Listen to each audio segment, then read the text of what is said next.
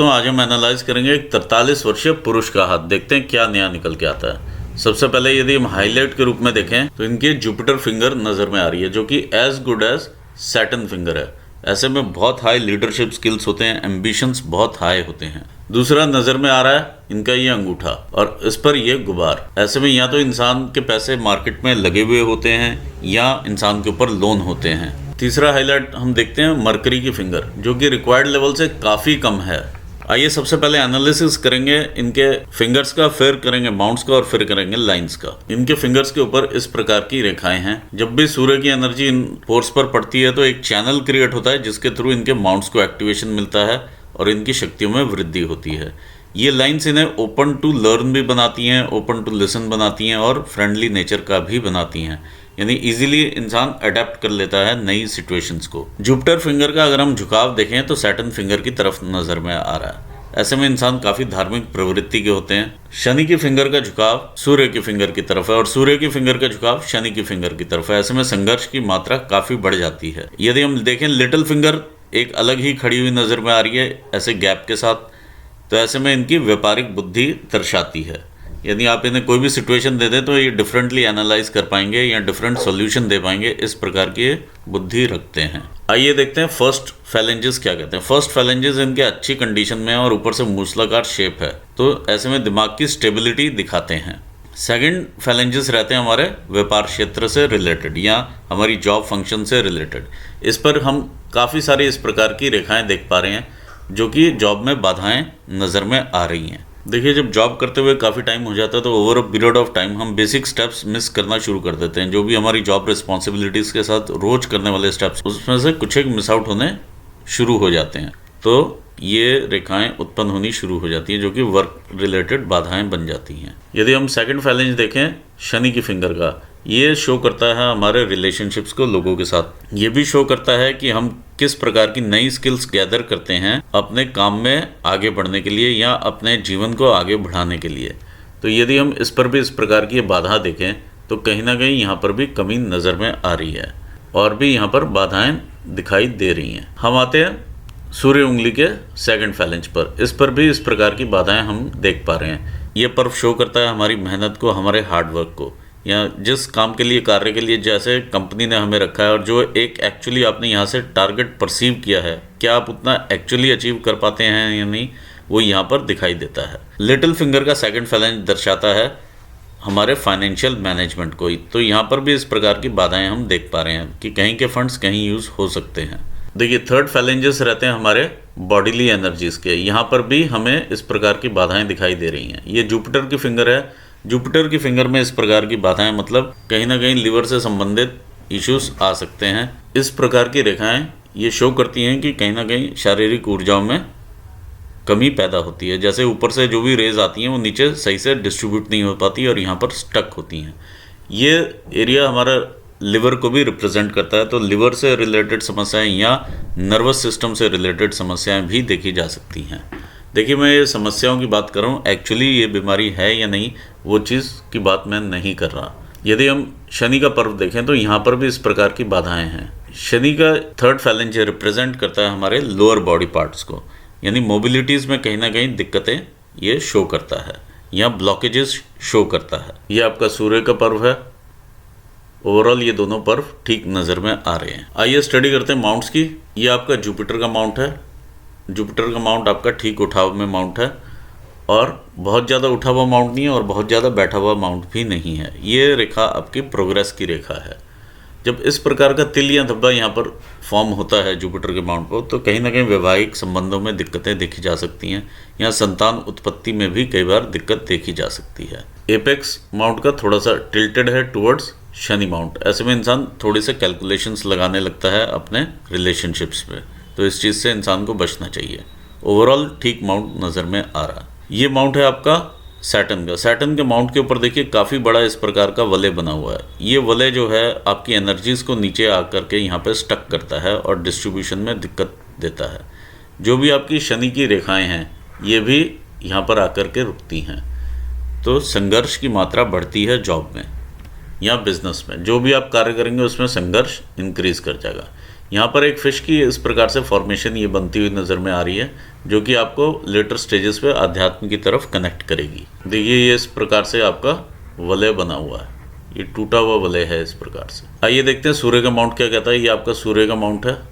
सूर्य के माउंट पर सूर्य रेखा clear cut कोई भी मार्क पकड़े हुए नहीं है, लेकिन एक लाइट इंप्रेशंस के साथ इस तरह से रेखा है। ये रेखा ऊपर से नीचे उतरती है और एक तरह से सूर्य रेखा को काटती है। तो ऐसे में संघर्ष काफ़ी बढ़ता है, मन का भटकाव भी बढ़ता है। जो भी आप जॉब कर रहे होंगे, आपको लगेगा मैं कोई और जॉब करूंगा तो उसमें ज़्यादा सक्सेस रहेगी, या कोई और बिजनेस करता हूं तो उसमें ज़्यादा मैं सक्सेसफुल रहूंगा। इस तरह की चीज़ें यहाँ पे देखने को मिल रही हैं। ये आपका मरकरी का माउंट है। मरकरी का माउंट आपका ठीक उठाव में है, लेकिन बिजनेस एक्यूमेंट की लाइन्स अगर मैं बोलूँ तो वो यहाँ से मिसिंग है। ये आपका मार्स का माउंट है। मार्स का माउंट अच्छे उठाव में है और अच्छा फैलाव लिए हुए माउंट है। तो ओवरऑल शारीरिक हिम्मत देता हुआ माउंट है और ऊर्जाओं से भरता हुआ आपको माउंट है। ये आपका इंटरनल मार्स का एरिया है। जब आप अंगूठा बिल्कुल साथ में मिलाएंगे तो यहाँ पर काफ़ी बड़ा बलून फॉर्म होगा। तो ये आपका गुस्सा और एग्रेशन दिखाता है, जो कि आपको दिक्कतें दे सकता है। ये आपकी मार्स पर लाइन्स हैं, मंगल रेखाएं।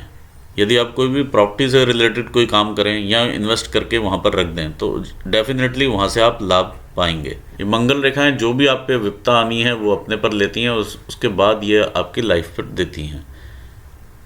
तो काफ़ी सारी चीज़ें देखिए यहाँ से आई हैं, पीछे से लाइंस आई, मुसीबतें आई, इन लाइंस ने इसे एब्जॉर्ब कर लिया है।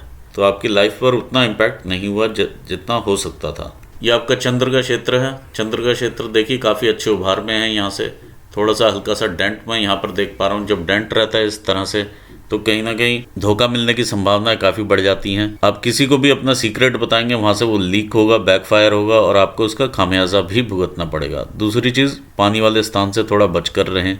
तीसरा, फाइनेंशियल ट्रांजैक्शंस अपने हाथ में ही रखें। चौथा, कमर से नीचे के रोग होने की संभावनाएं बढ़ जाती हैं, चाहे वो प्रोस्टेट हो, चाहे वो हर्निया हो, या कोई भी किडनी संबंधित रोग हो, लिवर के साथ संबंधित रोग हो। तो इस टाइप की जो भी पेट से कमर से नीचे की जो बीमारियां हैं वो बढ़ने की संभावनाएं काफ़ी बढ़ जाती हैं। आइए देखते हैं केतु माउंट क्या कहता है। देखिए केतु माउंट पे कोई भी क्लियर कट ऐसा फिश जैसा साइन नहीं है, लेकिन हाँ इस प्रकार की आकृति है जो कि आपको अट्रैक्ट करती है। और ये लाइंस जो हैं इस प्रकार से आपको बोलती हैं कि शेयर मार्केट में आप इन्वेस्ट करें या इस तरह की एक्टिविटीज़ में आप इन्वेस्ट करें जहाँ से आप निकल के और पैसा कमाएं। तो ये कॉशन के साथ ही आप कीजिएगा, क्योंकि क्लियर कट कोई भी अच्छा साइन बना हुआ नहीं है यहाँ पर। सिमिलरली यहाँ पर भी ये आपका शनि एरिया भी आपको यहाँ पे स्टक करता है। तो मैं नहीं समझता कि आपको एकदम से ये माउंट आपको लाभ देगा, क्योंकि ऊपर शनि का माउंट भी इस प्रकार का है और ये पैरेलल शनि का माउंट और केतु का माउंट इकट्ठा एक्ट जब करते हैं तो काफ़ी खतरनाक सिचुएशन बना देते हैं। आइए देखते हैं आपका वीनस का माउंट क्या कहता है। वीनस का माउंट ओवरऑल आपका ठीक उभार में है। बहुत ज़्यादा अपॉर्चुनिटीज़ नहीं, काफ़ी अपॉर्चुनिटीज़ हैं जो कि आप अवेल करते हुए आगे बढ़ेंगे। और ये आपकी रिस्पॉन्सिबिलिटीज़ की भी लाइन्स हैं। देखिए जब माउंट पे इस प्रकार से डेंट रहे हाथ में, एक डेंट यहाँ पर, ये डेंट मिलता है, तो परिवार में एक या दो सदस्य ऐसे ज़रूर रहते हैं जिनसे आपके वैचारिक मतभेद रहते हैं सीवियर, और कोशिश यही करें कि वो मतभेद तक ही रहें, मनभेद में कन्वर्ट ना हो। आइए देखते हैं रेखाएं क्या कहती हैं। ये आपकी हार्ट लाइन है। देखिए हार्ट लाइन काफ़ी सीधी है आपकी, तो ऐसे में इंसान जो है एक्सप्रेसिव नहीं होता है। ये चीज़ आपकी फिंगर भी बताती है। देखिए फिंगर ये आपकी रिक्वायर्ड लेवल से काफ़ी कम है। ऐसे में इंसान के कम्युनिकेशंस चाहे वर्बल हों या रिटन हो उतने क्लियर नहीं होते हैं। यहाँ पर ज़रूरत है इस चीज़ की कि आप हर चीज़ को क्लैरिफाई करके चलें और जिससे भी आप बात करें उसे काफ़ी क्लैरिटी दें, क्योंकि कुछ भी आप हिडन में रखेंगे या हिडन एजेंडा रहेगा आपके दिमाग में और मुंह पर कुछ और रहेगा तो वो आपको दिक्कतें देंगी। और यहाँ पर भी सेम चीज़ है कि आपका एक्सप्रेशंस कम है। और देखिए हृदय रेखा काफ़ी इस तरह से फैल गई है क्योंकि आप ठीक से अपने आप को एक्सप्रेस नहीं कर पा रहे हैं। हृदय रेखा जब इस प्रकार से जाकर जुपिटर के माउंट को मिलती है, देखिए इनिशियली आपकी हृदय रेखा यहाँ से ठीक है, तो इमोशन का संचार भी यहाँ पर है और एक लेवल के बाद बिल्कुल ही ये स्ट्रेट है। जब भी आपको डिसीजन लें तो उस डिसीजन में इमोशंस का कंटेंट आप जरूर रखें अगर आप फैमिली में डिसीजन लेते हैं तो। देखिए जब हार्ट लाइन से इस प्रकार से ऑफशूट जाए और ब्रेन के ऊपर जाकर के मिल जाए, ब्रेन लाइन के ऊपर जब इस तरह से रेखा मिलती है तो ऐसे में इंसान किसी और व्यक्ति के विचार को उतना महत्व नहीं देता है, प्योरली अपने विचारों को ही वो ऊपर रखता है और ये भी समझते हैं कि दूसरा उन्हें राय देने के लायक नहीं है ये जो भी लाइंस ऊपर से नीचे को आती हैं ये आपको पैसे का नुकसान करवाती हैं या लॉसेस करवाती हैं, हार्ट ब्रेक्स भी देती हैं। यदि आप किसी को पैसा देंगे और वहाँ पर आपने पैसा लगाया बिजनेस के लिए या किसी भी तरह से, किसी भी रूप में किसी को उधार दिया, तो वहाँ से पैसा लौट कर नहीं आएगा। ये आपकी ब्रेन लाइन है। ब्रेन लाइन देखिए इनिशियली काफ़ी डिस्टर्ब्ड है और काफ़ी ज़्यादा प्रेशर में नज़र आ रही है। एक लेवल के बाद यानी 33 ईयर्स के एज के बाद तकरीबन एक अलग आगे ब्रेन लाइन बनती हुई नज़र में आती है, लेकिन ये भी प्रेशर में ही नज़र में आ रही है। एक्चुअली ये क्लियर होती है यहाँ से, जो कि आपकी एज हो जाती है तकरीबन 50 ईयर्स। उसके बाद आप नॉर्मली उसके बाद ब्रेन के ऊपर प्रेशर जा कर के कम होता है। देखिए जब इस तरह से 2 फोर्क निकलें, ये राइटर्स फोर्क भी कहलाता है। ऐसे में इंसान अगर कोई लेखन का शौक रखता है तो वो काफ़ी अच्छा लिख पाता है। आइए देखते हैं आपकी फेट लाइन कैसे चलती है। फेट लाइन आपकी चंद्र स्थान से उद्गम होती है और ये इस तरह से लहराती हुई ऊपर जाती है। तो ऐसे में इंसान काफ़ी सारी जॉब्स बदलता हुआ या काफ़ी सारी चीज़ें देखते हुए ज़िंदगी में आगे बढ़ता है और एक्चुअल तरक्की 35 साल के बाद ही देखी जा सकती है या बिटिया के जन्म के बाद ही दिखाई देती है। यहाँ पर अगर हम पहुँचते तो 35-36 साल की एज रहती है, तो कहीं ना कहीं यहाँ चेंजेस रहते हैं वर्क प्लेस पे या रिस्पॉन्सिबिलिटीज़ में, किसी न किसी के तरह के चेंजेस आप देखते हैं। और ये 40 के बाद एक अलग ही रेखा नज़र में आती है ऊपर उठती हुई, तो सर्टेन अमाउंट ऑफ चेंज यहाँ पे देखा जा सकता है। ये आपकी बिजनेस की रेखा है जिसे हम मरकरी लाइन भी कहते हैं। देखिए बिजनेस की रेखा काफ़ी इस प्रकार से लहराती हुई आपकी बिजनेस की रेखाएं हैं। ये क्योंकि आप बिजनेस नहीं कर रहे हैं तो हम इसे भाग्य रेखा भी लेते हैं। तो इस दौरान ये इस पर्टिकुलर एज में आपको फ़ायदा देगी। जब रेखाएं इस तरह से ये टूट करके चलें और काफ़ी सारी रेखाएं रहें, तो ऐसे में जीआई ट्रबल्स भी देखे जा सकते हैं। पेट से रिलेटेड समस्याएं या लिवर से रिलेटेड समस्याएं देखी जा सकती हैं। आइए देखते हैं लाइफ लाइन कैसे चलती है। लाइफ लाइन हमने यहाँ से ली 20 ईयर्स। 20 ईयर्स पे भी ये देखिए 20-21 ईयर्स पे भी ये कोई ना कोई ग्रोथ आपने ली होगी ज़िंदगी में। एम्बिशंस दिखा रही है और ग्रोथ की रेखा भी दिखा रही है। जब थोड़ा सा और आगे बढ़ते हैं तो ये 23-24 साल की लाइफ है। यहाँ तक संघर्ष नज़र में आ रहा है। स्थान का परिवर्तन भी यहाँ पर थोड़ा बहुत देखा जा सकता है। और जब आप आगे बढ़ते हैं तो इस प्रकार से चीज़ें आगे बढ़ती हुई नज़र में आ रही हैं। ये 30 साल की उम्र है। 30 से पहले 27-28 में भी ग्रोथ की रेखा है। 31 में भी ग्रोथ है। कोई ना कोई फैमिली से भी चैलेंजेस रहे हैं पीछे से, ये भी यहाँ दिखाई दे रहा है। और यहाँ स्थान का परिवर्तन या एब्सोल्युटली टोटली जिसे कहते हैं कि अलग दिशा में इंसान काम करने लगता है या जॉब ही चेंज कर लेता है, कुछ ना कुछ यहाँ पर इस एज ग्रुप में 32-33 ईयर्स की एज में, या मैक्सिमम समझिए तो 35 तक की एज, ये आपको इस तरह के परिवर्तन की तरफ लेकर के जाती है। इसके बाद आप फिर नॉर्मली आगे चलते हैं और परिवर्तन होने के बाद 40 साल यहाँ पर है तो 41 पर एक मेजर ग्रोथ अपॉर्चुनिटी यहाँ पर आपको दिखाई देती है और आप आगे बढ़ते हैं। ये 41 साल की एज रही होगी। 42-43 देखिए, अब जब रेखा यहाँ से मोटी होने लगे, आप देख सकते हैं रेखा यहाँ से मोटी होनी शुरू हो गई है, तो ऐसे में लाइफ में चैलेंजेस काफ़ी बढ़ जाते हैं। कई बार सेहत से रिलेटेड चैलेंजेस आते हैं तो कई बार वर्क रिलेटेड चैलेंजेस भी देखने को मिलते हैं। तो यहाँ पर जो भी है चैलेंजेस आपके ओवर होते हैं और साथ में ये 48 की ये रेखा है जो कि इस प्रकार से आपको एक अच्छी अपॉर्चुनिटी देती हुई नज़र में आ रही है। ये 48 की रेखा रहेगी। यदि आप कोई बिज़नेस करना चाहें आप कर सकते हैं। लैंड से रिलेटेड आप बिज़नेस ज़रूर कीजिए, लेकिन स्टॉक मार्केट से रिलेटेड बिज़नेस के लिए मैं आपको उतना प्रेरित नहीं करूंगा। यहाँ पर देखिए एक ट्रायंगल क्रिएट होता है। ये काफ़ी बड़ा ट्रायंगल है, तो ये जो एरिया रहेगा 55 तक का, यह काफ़ी अच्छा एरिया आपका रहेगा 48 से 55 के बीच में। इस पर काफ़ी सारी अपॉर्चुनिटीज़ हैं जो कि आप अवेल करेंगे और ज़िंदगी में आगे बढ़ेंगे। जब ये अपॉर्चुनिटी आप अवेल करते हैं 50-51 की, तो ये आपका एक मनी ट्रायंगल भी पूरा करती है इस प्रकार से, और ये आपका ग्रेटर ट्रायंगल भी पूरा होता है। आप आगे बढ़ते हैं यहाँ पर 55 से 60-62 की तरफ। ये देखिए आपको घर से और दूर लेकर के जा रही है अपॉर्चुनिटी। ये आपकी 53 के आसपास की अपॉर्चुनिटी रहेगी। 53-54 में आप डिसाइड करेंगे आप घर से थोड़ा सा और दूर जाएंगे ताकि आप और ज़्यादा अच्छा प्रोस्पेक्ट्स अपने ले सकें। तो ये घर से और दूर लेकर के जाती हुई रेखा है।